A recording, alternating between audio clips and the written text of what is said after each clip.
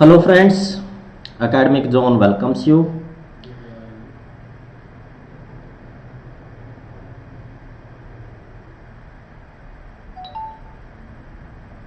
Please join the session as soon as possible so that we can start.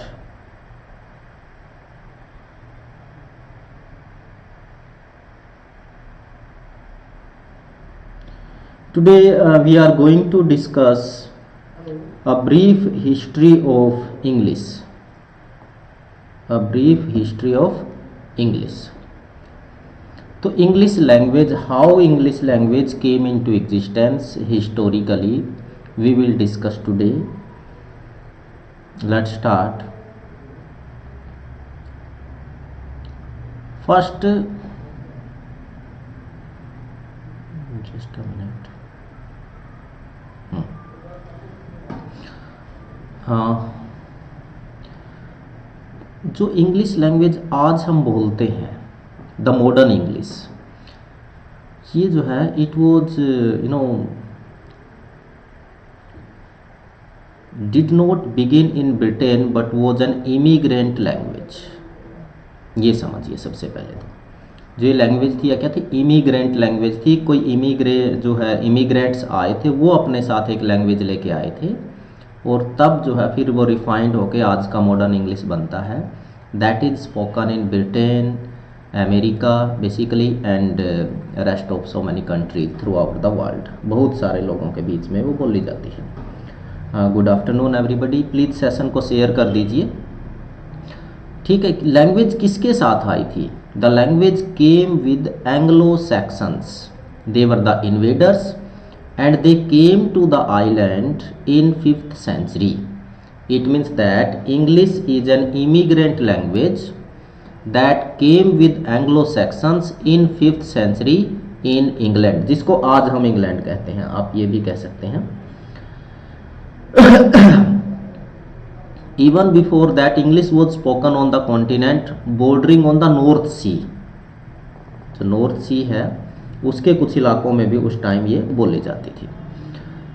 ये question net में भी आया था एक बार, इसको ध्यान से देखिए। The earliest people who came to England were 3 groups. ये क्वेश्चन इस तरीके से बनता है, वो 3 कौन से ग्रुप हैं? और वो ग्रुप है जो सबसे पहला है गेल्स, ब्राइटन्स एंड बेल्जेज। दीज 3, ये नोट कर लीजिए आप लोग, ये 3 ग्रुप्स हैं। और ये क्या करते हैं? They established Celtic and Gaelic languages. यदि आप लैंग्वेज फैमिली देखोगे तो आपको ये सेल्टिक और गेलिक लैंग्वेजेस आपको पता चलेगा कि इनकी हिस्ट्री क्या है, ओरिजिनेशन क्या है और इंग्लिश का इनके साथ क्या रिलेशन है। That is very important. ये भी इंपॉर्टेंट फैक्ट है। London, that is the biggest city of the world now and capital of England, it is named after a Celtic God. यहाँ से हमने देखा ना सेल्टिक लैंग्वेजेस, तो एक सेल्टिक गॉड के नाम पर ये लंदन नाम रखा गया था। Celtic nation was the first invaded bye Julius Caesar. First it was invaded bye Julius Caesar in 55 and 54 BC historically, क्योंकि 1-2 क्वेश्चन यहाँ से आता है ओल्ड इंग्लिश से, हिस्टोरिकली क्या क्या होता है, कौन सी जो इवेंट्स इंपॉर्टेंट है। That's why we are starting with this lesson. मैंने बोला था ना कि बिल्कुल शुरू से शुरू करेंगे, तो हम यहीं से स्टार्ट कर रहे हैं और उसके बाद हम चौसर वगैरह पे पहुंचेंगे। और उसके बाद जो है जैसे ही जूलियस सीजर अटैक करते हैं तो अब किसका जो है एम्पायर इस्टेब्लिश हो गया है? That is Roman empire. Roman empires, तो Romans they ruled the island for almost 350 years. तो एंग्लो सैक्सन्स थे और उसके बाद जो है ये लोग आते हैं, रोमन्स आते हैं, और अब जो है रोमन्स का एम्पायर वहाँ पर इस्टेब्लिश हो जाता है।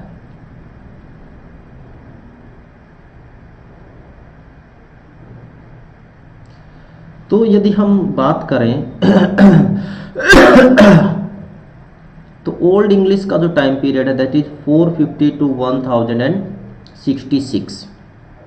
ये जो ईयर है ये Norman conquest, in the year Norman conquest took place, it is 1066। Very important, it is और कई बार ये है नेट के या बाकी के एग्जाम्स में भी ये डेट पूछी जा चुकी है।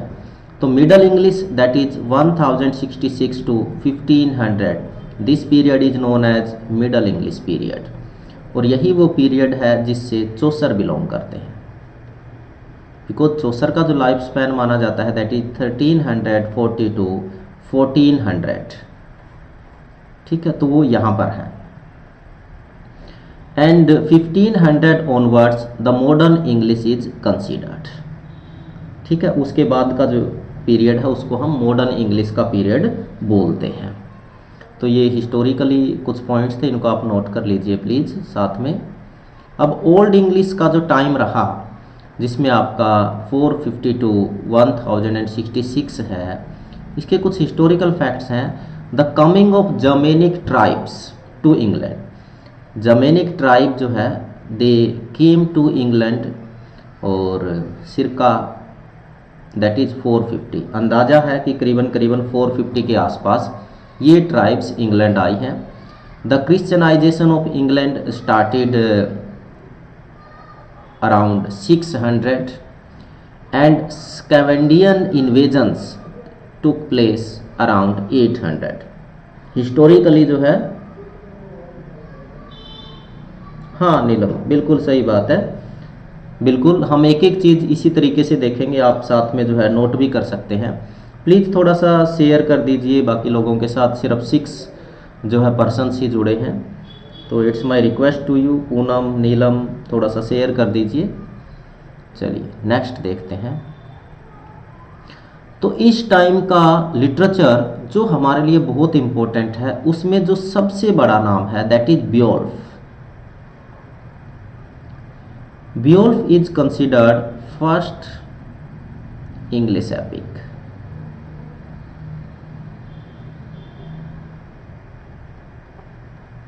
It is incomplete,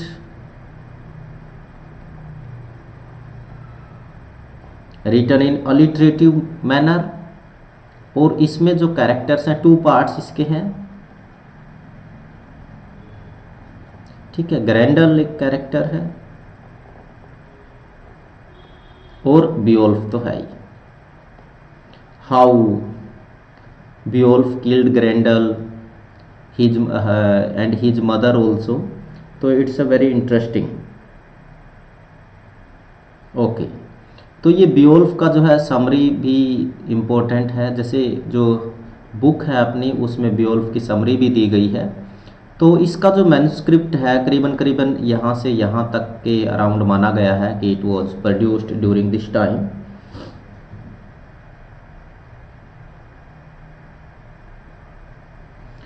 उसके बाद लैंग्वेज स्ट्रक्चर क्या था, एक क्वेश्चन यहाँ से लैंग्वेज से भी आता है। Sound system, grammatical system, vocabulary, Latin borrowing, मतलब लैटिन से काफ़ी बोरोइंग है। लैटिन लैंग्वेज किसका है? लैटिन लैंग्वेज ये जो है रोमन्स का है। लैटिन और ग्रीक, इन 2 लैंग्वेजेस का काफ़ी इम्पैक्ट है, और उसके बाद फ्रेंच। 3 लैंग्वेजेस के इम्पैक्ट आपको देखने को मिलेंगे इंग्लिश के ऊपर, वेरी इंपॉर्टेंट। ये बहुत ही इंपॉर्टेंट फिगर मैंने दिए हैं यहाँ पर। Groups of Indo European languages, जो ग्रुप्स हैं इंडो यूरोपियन फैमिली है जो लैंग्वेज की, उसमें कौन कौन सी लैंग्वेजेस हैं? इंडो यूरोपियन मेन सब ग्रुप्स, पहले सब ग्रुप्स की बात होती हुई है, ये मेजर ग्रुप है, और उसके बाद जो सब कैटेगराइजेशन है that is Hellenic, Italic, Albanian, Indo Iranian, Baltic, Celtic, Armenian, और उसके बाद टोरारियन और Slavic, Germanic and Hittite. These are the सब groups, very important information it is, आप नोट कर सकते हैं। अब जर्मेनिक के अंदर कौन सी आती है? नॉर्थ, इसमें आप आइसलैंडिक, स्वीडिश, नॉर्वियन और डेनिश और फरोसी, ये सारी लैंग्वेज जर्मेनिक के नॉर्थ में आती हैं। और वेस्ट की बात करें तो आप कह सकते हो, यदि यहाँ से इसको नोट कर लीजिए कि जो जर्मेनिक जो फैमिली है उसका एक पार्ट है इंग्लिश, इस फैमिली का मेंबर इंग्लिश है। ये क्वेश्चन इम्पोर्टेंट है, नोट करना चाहिए।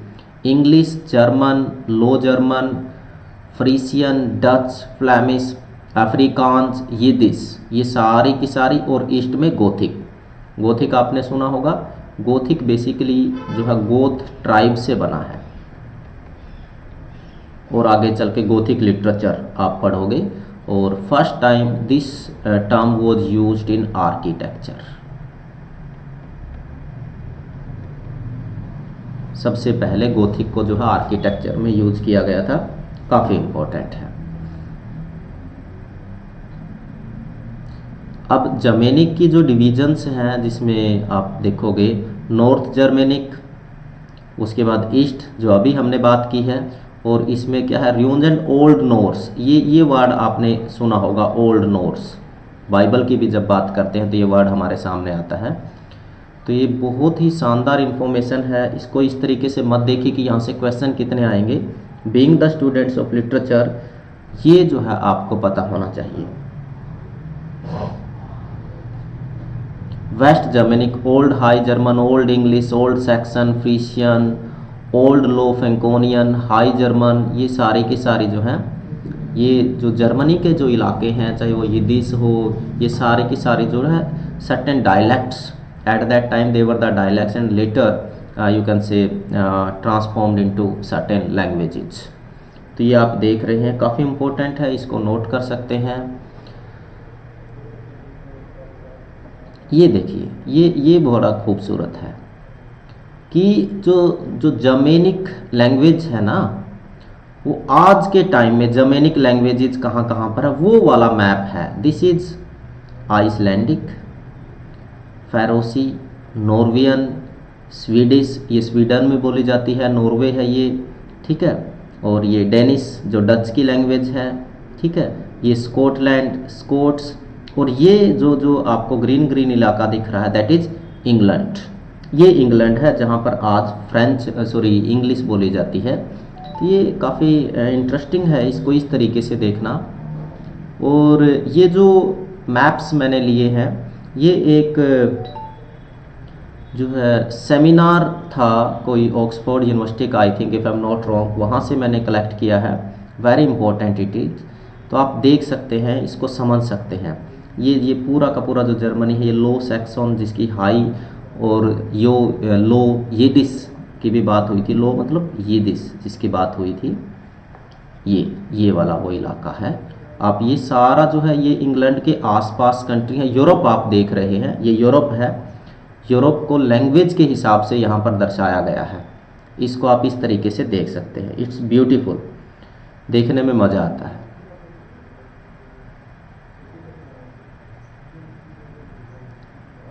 ये कुछ यहाँ पर गड़बड़ हो गई है, और गड़बड़ ये है कि इनके बीच के जो स्पेस थे वो चले गए हैं।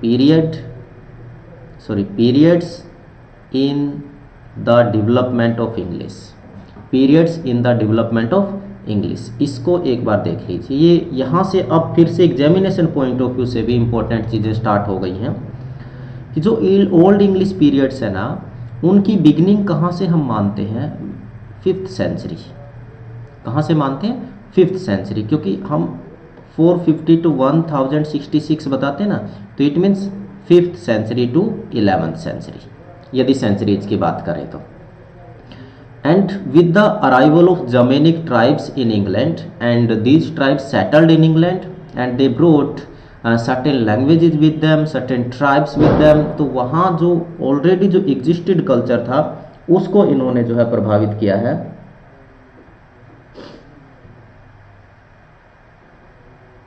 चलिए, उसके बाद है the middle English period begins with the conquest of England by Normans after their success in the battle of Hastings.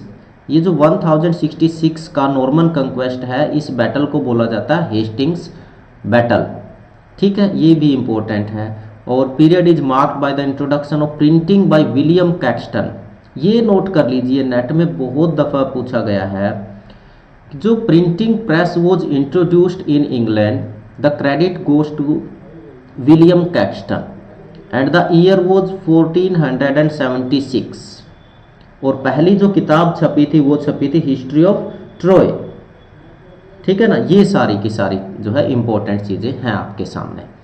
हालांकि जो introduction of printing press, first it was introduced in Italy by Gutenberg, Germany I think, Gutenberg Germany, sorry, Gutenberg जो है इजाद करते हैं Germany में, और इसके बाद जो है इंग्लैंड में आती है 1476 और विलियम कैक्सटन को ये क्रेडिट जाता है। जो अर्ली मॉडर्न पीरियड है it begins with 16th century, means we are talking about Renaissance. अब जो रेनेसां है वो इटली से स्टार्ट होता है, वहाँ तो 14th सेंचुरी से है, लेकिन इंग्लैंड में 16th सेंचुरी, और इसका टाइम पीरियड हम मानते हैं 1550 to 1660 if we talk about England. तो उसके साथ ही, उसके इंट्रोडक्शन के साथ ही हम मानते हैं कि this with this the modern period of English language starts. By expansion of vocabulary, by borrowing from classical languages, gradual conclusion of the great vowel shift, इसकी भी थोड़ी सी बात करेंगे, वेरी इंपॉर्टेंट इट इज। जो लॉन्ग वोवल थे उनकी shifting किस तरीके से होती है, और language is farmer inflectional morphology. आपने यदि मॉर्फोलॉजी पढ़ा होगा तो एक होता है derivational morphology and inflectional morphology. Morphology यदि आप पढ़ के आए हैं, एमए वगैरह में पढ़ा होगा आपने, और यदि आप पढ़ना चाहते हैं तो डी ठाकुर की एक पतली सी किताब है, 40 या 50 पेज की किताब होगी, मॉर्फोलॉजी यदि समझना है तो, और उस बुक का नाम है morphology simplified. Morphology simplified, very beautiful book it is, simplified. ये वाली किताब आप पढ़ सकते हो। जो साथी लिंग्विस्टिक्स में इंटरेस्ट रखते हैं, डी ठाकुर की लिंग्विस्टिक्स की भी बुक है, और उसका टाइटल है linguistics simplified, very beautiful book, और कंप्लीट इनका पूरा जो फुल नेम है दैट इज दामोदर ठाकुर। बहुत ही शानदार किताबें इनकी हैं। ओल्ड इंग्लिश का देखते हैं अब थोड़ा सा, क्या चीज़ें इंपॉर्टेंट हैं ओल्ड इंग्लिश के पॉइंट ऑफ व्यू से। English has been spoken since, यहाँ से हम शुरुआत मानते हैं, ठीक है, और वैराइटीज ऑफ वेस्ट जर्मेनिक जो ट्राइब था उसी के साथ हम मानते हैं, और the invasion of England by Danes, यहाँ डेन्स जब आते हैं, it became clearer that the Germanic tribes in England were separate from their fellows on continent and in Scandinavia. ये एक हिस्टोरिकल फैक्ट यहाँ से क्लियर होता है। Among the different groupings in England, the Old English period, different dialects, that is purely geographical variants, are recognizable. Geography के आधार पर, यानी कि इलाके के आधार पर हम उनको जो है कैटेगराइज कर सकते हैं। ये नोट कर लीजिए, Northumbrian in the north, Anglian in the middle and West Saxon in the south. ये तीन के ऊपर मैं लगाऊंगा, इसका मतलब है ये क्या थी, दे वर द डायलेक्ट्स। और ये क्वेश्चन डायलेक्ट से रिलेटेड एक बार क्वेश्चन आया था, तो डायलेक्ट्स पे बाद में भी बात करेंगे और कौन कौन सी इंपॉर्टेंट डायलेक्ट्स रही है। तो ये काफ़ी इंपॉर्टेंट चीज़ें हैं जो आपको हिस्ट्री ऑफ इंग्लिश की कुछ तो किताबों में भी नहीं मिलेंगी, तो काफ़ी मेहनत करके ये चीज़ें हमने सिलेक्ट की हैं, तो इसको प्लीज़ ध्यान से देखें, ध्यान से सुने। उसके बाद है political significance of West Saxon, late old English period after 9th century, the written form of this dialect developed into something like a standard। जो स्टैंडर्ड इंग्लिश आगे चल के बनती है उसका जो ओरिजिन है वो यहाँ से हम मानते हैं, और यहाँ से रिटन फॉर्म फिर 9th सेंचुरी में जाके स्टार्ट होती है। क्योंकि शुरुआती दौर में चाहे कोई भी कल्चर था, कोई भी सिविलाइजेशन था, जो कल्चर था जो ट्रेडिशन था, oral tradition was there. If we talk about the Indian culture, of course, oral tradition was there। जो हमारे संस्कृत की या प्राकृत की जो टेक्स्ट है, संस्कृत की खासकर कहेंगे, वो सारे की सारे ओरल्टी के माध्यम से जनरेशन टू जनरेशन ट्रांसफर की गई है और प्रिजर्व की गई है।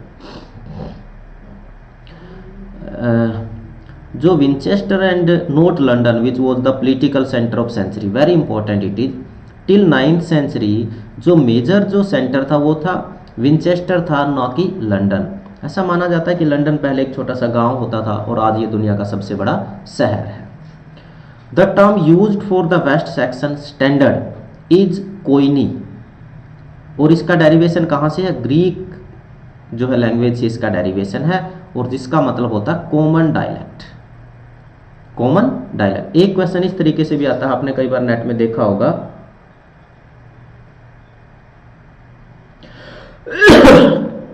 नहीं नहीं नहीं नीलम, लैटिन जो लैंग्वेज है वो तो नॉर्मन्स के साथ आती है, जो एंग्लो नॉर्मन आए उनके साथ लैटिन आती है। उससे पहले कुछ ट्राइबल डायलेक्ट्स थी, उनसे पहले तो सेक्शन ही थे, और सेक्शन में जो है ये ओल्ड जर्मेनिक लैंग्वेज थी, वहाँ पर वेस्ट सेक्शन जिसको कह लीजिए।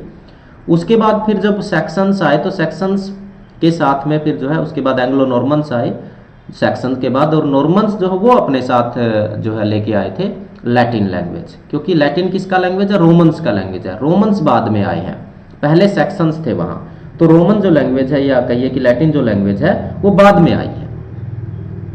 यस, तो और देखिए which was used in monasteries,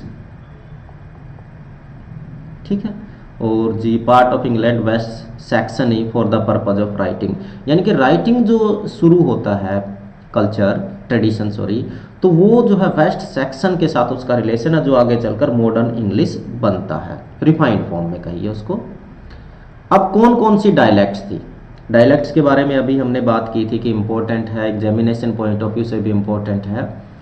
तो इंग्लैंड को जो है 4 मेजर डायलेक्ट्स में डिवाइड किया जा सकता है ओल्ड पीरियड में। वो कौन कौन सी है, England that part of mainland Britain is meant which does not include Scotland, please ये नोट करें, वेल्स एंड कॉर्नवॉल, जो ग्रेट ब्रिटेन बनता है बाद में चल के यूके, उसमें ये चीज़ें शामिल हैं। लेकिन जब हम एंसेंट टाइम की बात कर रहे हैं तो we are talking about only Britain which did not include Scotland, Wales and Cornwall, very important it is. इसको बाद में हम मैप से भी समझने की कोशिश करेंगे, आगे मैप्स भी हैं। दीज 3 एरियाज वर सेल्टिक, ये क्या थे, ये सारे के सारे सेल्टिक थे शुरू से। From the time of the arrival of the Celt some number of centuries BC and remain so well into the middle English period, Middle English period तक भी सेल्टिक रहते हैं। नॉर्स, सेल्टिक, स्कैवेंडियन, ये आपने पढ़ा होगा यदि आपने इंग्लिश की हिस्ट्री को थोड़ा सा पढ़ा है तो लैंग्वेज की। और क्या था, जो 3 ट्राइबल ग्रुप्स थे जिनकी हम पहले भी बात कर चुके हैं, और यदि आपने डेविड डेचिज को पढ़ा है तो आपको जरूर ध्यान होगा। वो कौन कौन से थे, the first one was the Angles, जिसकी शुरू में ही मैंने बात की थी, the Saxons and Jutes, these 3 groups. The angels came from the area of England, roughly the Squalagian Hostelian today. ये जो इलाका जो आज का है, ये माना जाता है कि ये लोग उधर के थे। सेक्शंस, ये जो है इनका एरिया कौन सा, east and central lower Saxony, जिसको हम जो आज के टाइम में जर्मनी का कुछ पार्ट है उसको कहा जा सकता है। एंड द ज्यूट्स, ये Jutland peninsula which forms west Denmark today, जो ज्यूट्स है वो कहाँ से आए थे, जो आज का डेनमार्क है, नॉर्वे, स्वीडन, डेनमार्क, डेनमार्क का जो इलाका है उससे। तो आज के संदर्भ में देखो नीलम क्या है कि जो जहाँ से हम हिस्ट्री पढ़ना स्टार्ट करते हैं या हमारे पास कुछ रिकॉर्ड अवेलेबल है वो 5th सेंचुरी से है इंग्लैंड का, ठीक है। 5th सेंचुरी से पहले क्या है, barbarians were there, the people who were not civilized. अब 5th सेंचुरी में यहाँ पर कौन थे, यहाँ पर सेक्शंस थे, और ये जो सेक्शंस हैं ये जो है जर्मेनिक ट्राइब थे, इन्होंने बारबेरियंस को आके खदेड़ा था और ये लोग यहाँ सेटल हुए थे, और इनके साथ ही सेल्टिक लैंग्वेज जो है वो इस्टेब्लिश हुई थी। सेक्शंस के बाद कौन आए, नॉर्मन्स। ये नॉर्मन कौन थे, ये नॉर्मन्स थे आपके रोमन, ठीक है। और उसके बाद जो है फिर फ्रेंच आते हैं, और जी फिर उसके बाद आपका जो प्रॉपर इंग्लिश है जो आज का, वो ये वाली जर्नी है मोटे मोटे तौर पर यदि आप पूछोगे तो। चलिए नेक्स्ट चलते हैं। अब जो नॉर्थम्बिया है तो आप देखोगे कि number of documents are extant which offer us a fairly clear picture of this dialect area. जो कुछ मैन्युस्क्रिप्ट्स अवेलेबल हैं उससे ये चीज़ें पता चलती हैं। One should also note that the central and northern part of England is linguistically Fairlie homogeneous. Homogeneous तो आप समझते हो, जिसमें एक ही जैसा लिंग्विस्टिक कल्चर रहा होगा। And is termed as Anglia, यानी कि लैंग्वेज की डाइवर्सिटी ज़्यादा नहीं थी उस टाइम पर, होमोजीनियस था और वो जो सारा पार्ट था। Few documents are available to us in the dialect of Kent also, Kentish dialect, ये भी ओल्ड डायलेक्ट है कैंटिस, चाहे वो कैंटिस हो चाहे वो नॉर्थम्बियन हो, ये सारी की सारी ओल्ड इंग्लिश डायलेक्ट है। ठीक है, और इसमें जो है अवेलेबल हमारे पास क्या है, some sermons are there, sermons available है। कैंटिस में क्या है, fact that Old English was pronounced a, जो ये वाई है, वाई को हम इस तरीके से प्रोनाउंस करते थे, giving us words like evil. ठीक है, in modern English word one should expect something like evil. ठीक है, आज इसको हम एविल बोलते हैं, ये जो ये वाला साउंड था इसको ई वाले साउंड में, वाई के हिसाब से ईविल। तो ये कुछ चेंजेज आए हैं प्रोनाउंसिएशन में, जिस पे कई बार नेट में क्वेश्चन पूछे जा चुके हैं। ये जो जर्मेनिक जो इन्वेजन हुआ उसके बाद के इंग्लैंड का एक मैप है, उसके बाद का इंग्लैंड कैसा हुआ, ये करीबन करीबन ये मानिए कि 556 सेंचुरी का मैप है। और यहाँ पर यदि आप देख पा रहे हैं तो ये एंग्लिश है, ये स्कॉट है, जूट है, ठीक है, ये नाम है। ये देखिए ये ब्रिटेन्स है, ब्रिटन्स और उसके बाद वेल्स, ये पूरा इलाका इस तरीके से होता था उस टाइम पर। और आज का जो मॉडर्न जो इंग्लैंड का मैप है, आप उसके साथ इसको कंपेयर करके देख सकते हैं। इसी तरीके के मैप्स इंडिया के भी हैं, ऐसा माना ये रामायण के टाइप का मैप था, ये महाभारत के टाइम का मैप है। तो इस तरीके से जब इस तरीके से हम देखते हैं तो बहुत अच्छा लगता है, मज़ा भी आता है कि हमारे सामने चीज़ें किस तरीके पहले ऐसे होती थी शायद, और हम आज के संदर्भ में उसको आज के इलाके के हिसाब से भी उसको देख पाते हैं। ये देखिए ये नॉर्थ सी है जिसकी थोड़ी देर पहले बात हुई थी। ये जो है ये रेमंड हिक्की दिसंबर 2005 का सेमिनार है जहाँ से मैंने ये चीज़ें ली हैं, और इनसे ली हैं तो इनको पूरा क्रेडिट दिया जाना चाहिए। रेमंड हिक्की साहब का ये काम था, मैप्स का जो तैयार किया हुआ था जहाँ से मैंने बोरो किया है। और मैं इसको थोड़ा सा जूम करके दिखाता हूँ आप लोगों को।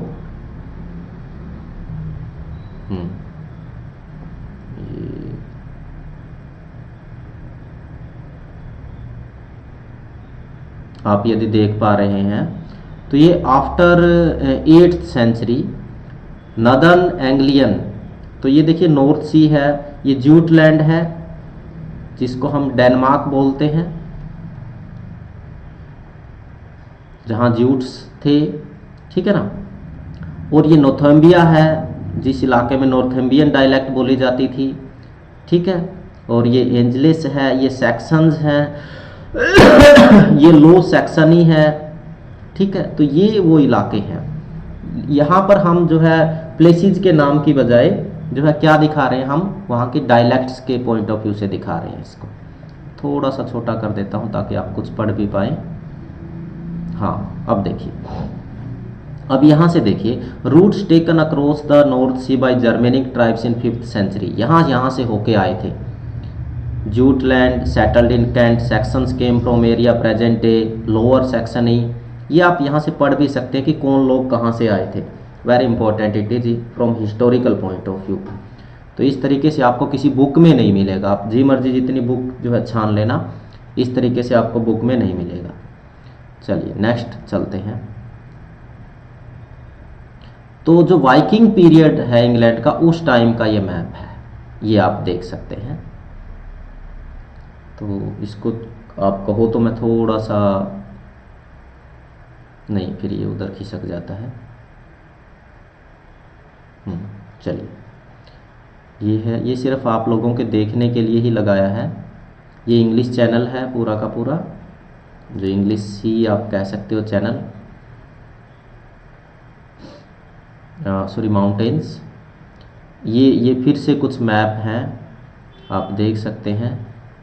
ये यहाँ से आप देखिए, ये लंदन और पेरिस, क्योंकि इंग्लैंड और फ्रांस दोनों नेबर हैं, ठीक है। ये कुछ और प्लेसेस हैं, ये इस्तांबुल, ये भी काफ़ी फेमस जगह है। तो that's why these are important. Main Viking expanse, ये रूट्स थे उनके जहाँ जहाँ से लोग आए थे। और the Danelaw during the Viking period the territory of England was divided into a Scandinavian and a West Saxon sphere of influence. ये वाले तो yes, a former was known as the Danelaw, और in this region the greatest influence of Vikings on the Old English was felt. Many Scandinavian place names are attested in the north of England. ये कुछ है, Wales, English Mercia, Wessex, London, ठीक है, ये कुछ इलाके आप देख सकते हैं।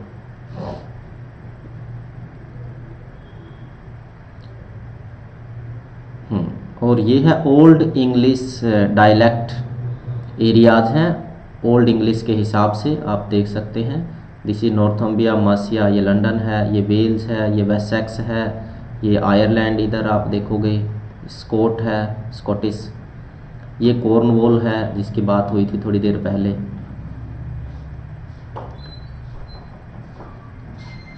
ये ओपनिंग पेज है बियोल्फ का, जिसको फर्स्ट इंग्लिश एपिक माना जाता है, और इसको आप जो है अच्छे से साफ नहीं है, मैन्युस्क्रिप्ट की फ़ोटो ली हुई है, इसको पढ़ पाना हमारे लिए बहुत बहुत डिफ़िकल्ट है, क्योंकि वो इंग्लिश और आज का इंग्लिश उसमें कोई मैच ही नहीं बचा है। Yes, right, you see the opening lines of Beowulf, यहाँ से आप थोड़ा सा पढ़ने की कोशिश कर सकते हैं, लेकिन ये वर्ड, क्योंकि ये तो हम समझ पा रहे कि इन गियर, डैगम, पियोड, सिंगा, अब इनके मीनिंग क्या है उस टाइम पर, that is very difficult for us to understand. ये सिर्फ जो लिंग्विस्ट हैं, जो पर्सन जिनका इस फील्ड में एक्सपर्टाइज है, only those people can decode these lines.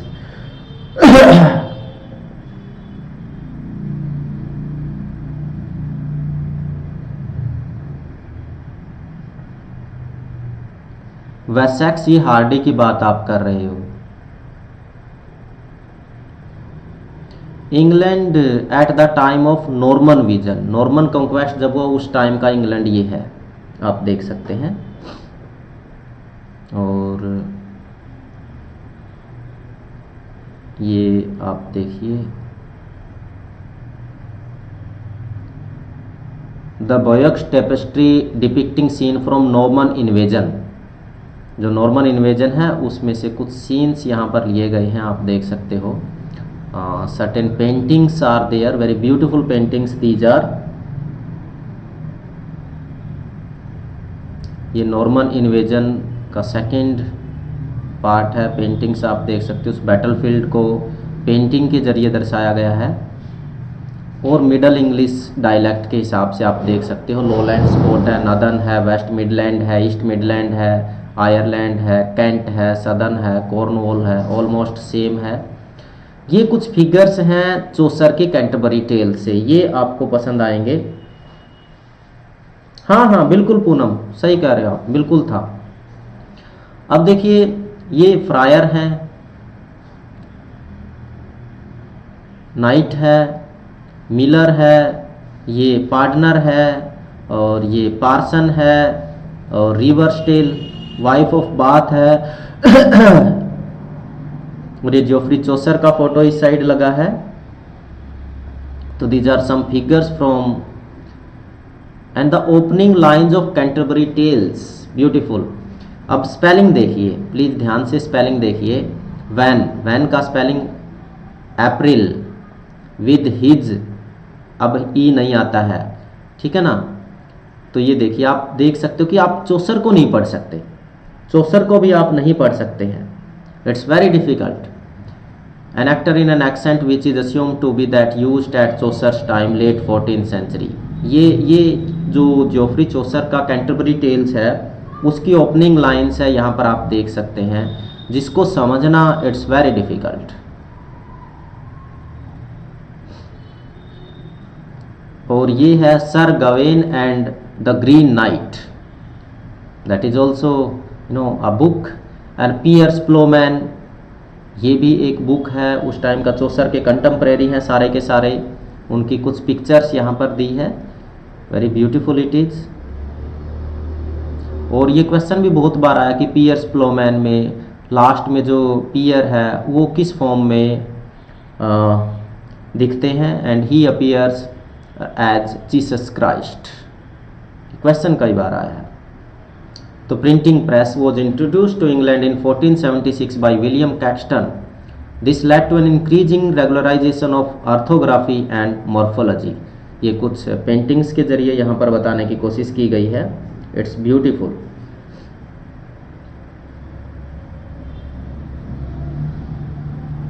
ये भी बहुत खूबसूरत है।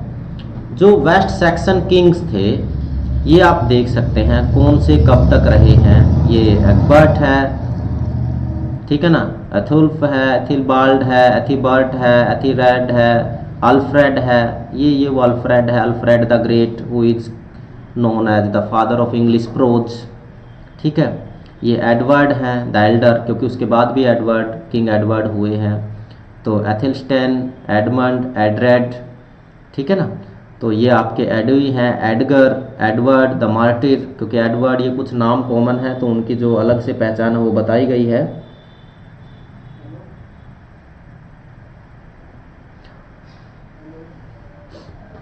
यस, अब देखिए, और ये डेनिस किंग है जिसमें न्यूट है, कैन्यूट जिसको बोलते हैं, हैरोल्ड वन। तो ये आप देख सकते हैं पूरा का पूरा एक जगह सारे के सारे किंग्स को मैंने रखा है। ये आपको किसी भी हिस्ट्री की बुक में नहीं मिलेंगे, हिस्ट्री ऑफ इंग्लिश लिटरेचर की, चाहे वो डेविड डेचिज ही क्यों ना हो। नॉर्मन किंग ये आप नोट कर सकते हैं। विलियम वन जो हेस्टिंग्स बैटल था, द कंकरर, इसने वो जीता था, नॉर्मन कंक्वेस्ट जिसको बोलते हैं।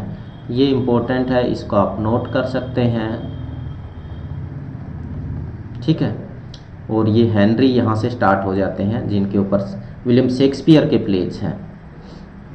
ये देखिए, इस पूरा विलियम शेक्सपियर ने काम किया है जिसके ऊपर Henry second, Richard one, John Henry third, Edward one, Edward second, third, Richard second, इन सब पे जो है हिस्टोरिकल प्लेज हैं विलियम शेक्सपियर के। तो यहाँ से आप इनका टाइम पीरियड भी नोट कर सकते हैं। That's beautiful. ये चीज़ आप नोट कर सकते हैं, ठीक है ना। ये काफ़ी इम्पोर्टेंट है आपके लिए।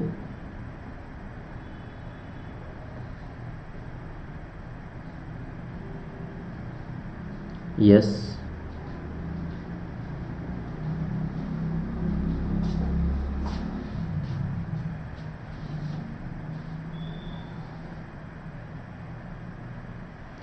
और ये एक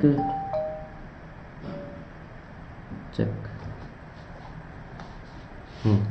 और ये पूनम का एक क्वेश्चन था कि ऑर्थोग्राफी क्या होता है। ऑर्थोग्राफी का मतलब होता है दैट स्टडीज द स्पेलिंग, जो स्पेलिंग्स को स्टडी करता है रिटन में, that is known as orthography. तो ये हेनरी, यहाँ से हेनरी का स्टार्ट हो गया है। तो ये कुछ किंग्स हैं जो आप देख सकते हैं। और ये ट्यूडर डायनेस्टी यहाँ से स्टार्ट होती है। यस, ये आप चाहें तो नोट कर सकते हैं। It's beautiful. ये जेम्स वन ऑफ स्कॉटलैंड है, ये वो टाइम आ गया है। देखिए ये कौन सा पीरियड था, ये एलिजाबेथन पीरियड है। अब यहाँ से आपके जाने पहचाने पीरियड्स आ गए हैं यदि आप देखोगे तो। और जस्ट अ मिनट,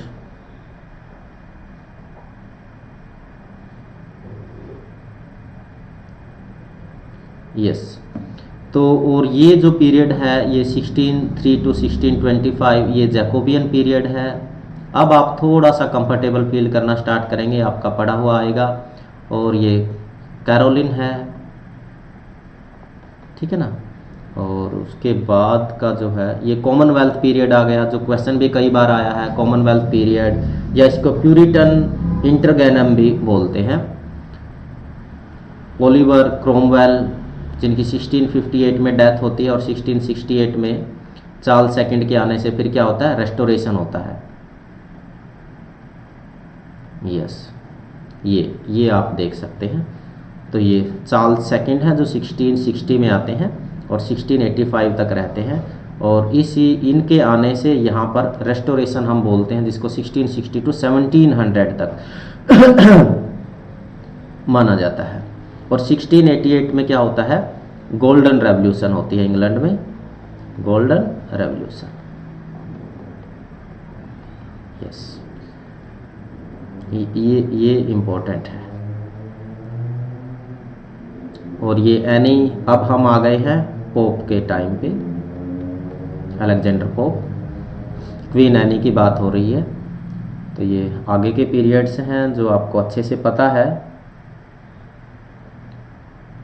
और ये मॉडर्न बिल्कुल, अब हम 20th सेंचुरी में George fifth, Edward eighth, Elizabeth second. Elizabeth तो एक टाइटल है। ट्यूडर इंग्लैंड 16th सेंचुरी का ये मैप के जरिए आप देख सकते हैं।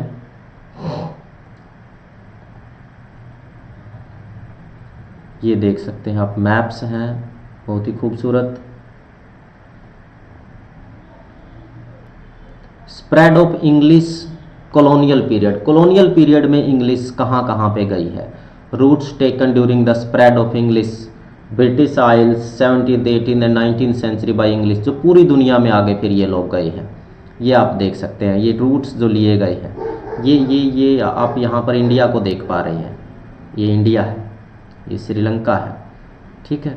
तो उस टाइम का जो हमारा इंडिया था that was different from today's India, क्योंकि उसके बाद कुछ जो पार्ट्स हैं वो अलग हो गए हैं। और आज के टाइम में इंग्लिश कहाँ कहाँ पर है, तो देखिए ये पूरा कनाडा है, अलास्का, यूएसए ये पूरा, ठीक है। और ये यूनाइटेड किंगडम है, आइलैंड है, ये पूरा लगभग शायद ही कोई ऐसा देश होगा जहाँ पर ना हो। ये ऑस्ट्रेलिया है, ये रेड जो कलर है ये आई थिंक कॉन्टिनेंट को दर्शा रहा है। ये इंडिया है हमारा, और ये पाकिस्तान है। ये पूरा का पूरा जो साउथ एशिया, ये साउथ एशिया यहाँ पर आप देख सकते हो, साउथ एशियन जो कंट्रीज हैं। और फिर इधर जो है, आप इधर जब बढ़ते हैं तो ये जो इलाका फिर अब हम एंट्री कर रहे हैं, आपका जो क्या बोलते हैं उसको, ये वाला, that is Africa. Language, natively language of more than 45 of the population, लगभग 50% आधी आबादी की नेटिव लैंग्वेज बन चुकी है। English and sole official language, ये कलर्स हैं जो रेड हैं, वहाँ पर नेटिव लैंग्वेज जैसे ऑस्ट्रेलिया, कनाडा, यूएसए और इंग्लैंड, इनकी नेटिव लैंग्वेज है। यहाँ पर ये सोल ऑफिशियल लैंग्वेज है, जैसे इंडिया जैसा कंट्री जो है वो दिख रहे हैं आपको, सॉरी ये इस में सेकंड लैंग्वेज के तौर पे इंडिया आएगा। और वाइट का मतलब है सेमी ऑफिशियल लैंग्वेज। तो इतने दुनिया के लगभग हर देश में इसका रोल अभी आप देख सकते हैं। यस, तो ये था एक कोशिश की गई है आज, जिसमें हमने एक स्केच बनाने की कोशिश की है जो ओल्ड इंग्लिश थी, या इंग्लिश का एक जर्नी किस तरीके से आया, कॉलोनियल पीरियड में पूरी दुनिया में किस तरीके से फैली, कौन कौन से ग्रुप्स थे जो शुरू में इंग्लैंड में आए, कौन कौन सी लैंग्वेज उनके साथ आई, लंदन का नाम किसके ऊपर पड़ा, ये सारी चीज़ें गौर करके हमने समझने की कोशिश की है। और यदि आपको ये सेशन अच्छा लगा हो तो इसको लाइक करें, और प्लीज़ सब्सक्राइब ज़रूर करें चैनल को यदि अभी तक आपने नहीं किया है। अपने साथियों को बताएं कि पुराने वाला चैनल चला जाने के बाद नया चैनल बन गया है। और इसी तरीके से बहुत ही इत्मीनान के साथ क्लासेज होंगी। नेक्स्ट जो क्लास होगी ये अब आफ्टर दिवाली होगी, बीच में 2-3 दिन का ब्रेक रहेगा, दिवाली के बाद जो है नेक्स्ट क्लास रहेगी। चलिए, ओके फ्रेंड्स, थैंक यू। अच्छा, पहली बार देखा है पूनम, मैंने भी बड़ी मेहनत करके ढूंढी हैं चीज़ें, उसके बाद आप लोगों के लिए एक जगह इकट्ठा करके दिखाई हैं, क्योंकि किसी भी किताब में इस तरीके से मिलता ही नहीं है। Okay, thank you friends. और इसी के साथ यदि कोई साथी HSSC PGT स्क्रीनिंग या फिर नेट की तैयारी कर रहा है तो उसके लिए आप हमारे ऐप डाउनलोड करके और जो मेन कोर्स है, कंप्लीट कोर्स है, उसको ज्वाइन कर सकते हैं। और आज जो है एक नई इन्फॉर्मेशन हरियाणा वालों के लिए आई है कि एक ग्राम सचिव का जो पेपर है उसकी डेट आई है। तो अब हम उम्मीद कर सकते हैं कि जो बचे हुए पेपर है वो जल्दी जल्दी लिए जा सकते हैं। दिसंबर के एंड तक या जनवरी के शुरुआत में HSSC PGT स्क्रीनिंग का एग्ज़ाम हो सकता है। तो जो PGT वाले हैं वो प्लीज़ अपनी कमर कस लें, और यदि उनको सीरियसली तैयारी करनी है तो वो कोर्स को ज्वाइन कर सकते हैं ऐप डाउनलोड करके। और किसी भी तरीके का यदि क्वेरी रहता है तो इस नंबर पर मुझे व्हाट्सएप कर सकते हैं। ये नंबर आप नोट कर लीजिए, इस पे आप जो है मुझे व्हाट्सएप कर सकते हैं। दिस इज़ द नंबर, ये नंबर आप नोट कर लीजिए प्लीज़। तो okay friends, thank you very much.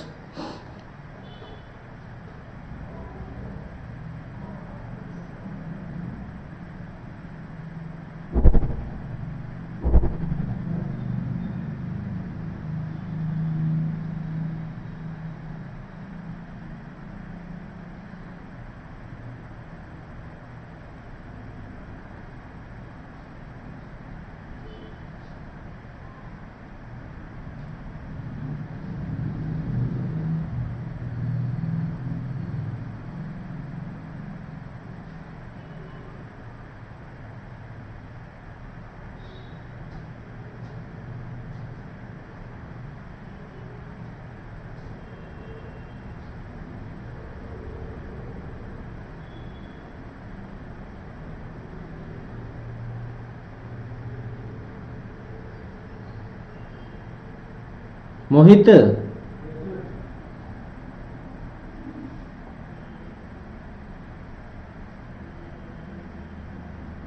Please come.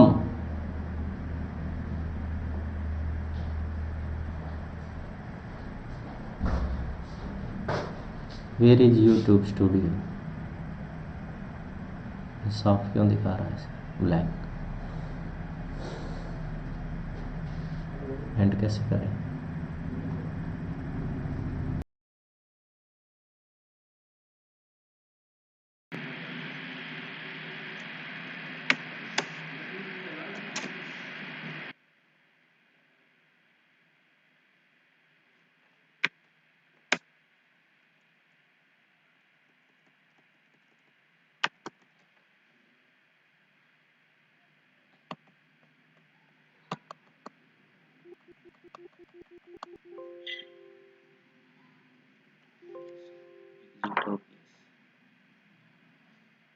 YouTube